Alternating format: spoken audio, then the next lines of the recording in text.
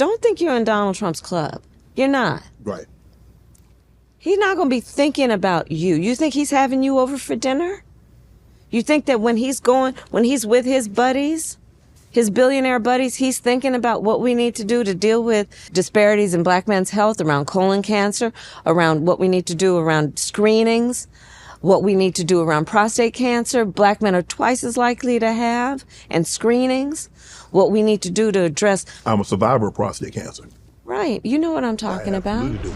Donald Trump, basically somebody who has never been understanding of the issues that affect the community about disparities. And I'm going to talk, for example, about how when he was a landlord, he denied rent to black families. Mm-hmm.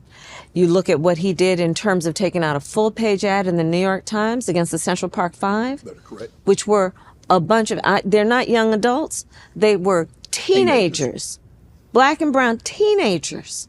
Took out a full-page ad in the New York Times calling for their execution for crimes they did not commit. They were innocent. Donald Trump, who said of the first black president of the United States, the birtherism, mm-hmm. to have people question whether he was born in the United States, to try and diminish. And then most recently, you look in this very election, legal black immigrants in Springfield, Ohio, mm-hmm. saying they're eating their pets. But let's also deal with where he was in terms of his policies on the economy. He gave the biggest tax cuts for billionaires and the biggest corporations, which caused an incredible deficit. He tried to get rid of the Affordable Care Act, which we also call Obamacare, mm-hmm.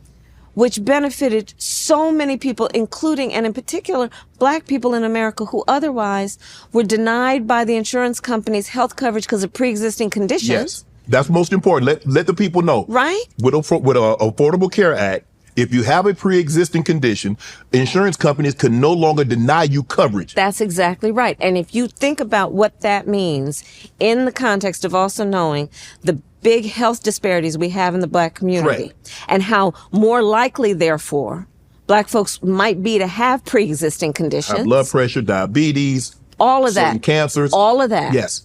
Asthma mm-hmm. for our children. Yes. Sickle cell trait. It's all of that. So by getting rid of the pre-existing condition ban, what that did, but he wanted to get rid of the Affordable Care Act. Right. What we have done, and part of my policies going forward include what we need to do to not only retain the cap that we got on insulin at $35 a month for seniors. By the way, black folks are 60% more likely to be diagnosed with diabetes. Correct. He wants to get rid of it with that Project 2025. Everybody needs to check that out. What he would do to get rid of Social Security, or at least raise the age to 70, so you'd have to work to 70 to be able to qualify. Right. Get rid of Medicare, get rid of the Affordable Care Act. And that's just on health policy, not to mention bringing back not only tax cuts for the richest people, but what he would do that is about eliminating or reducing the ability of corporations to be required to pay overtime pay. So you could work and the corporations wouldn't have to pay you for overtime. Who work for free? That's right. And overtime means you are actually working a longer day, which means you are more tired, right. which means it requires more exertion. That's why we have overtime pay, so you don't take advantage of workers.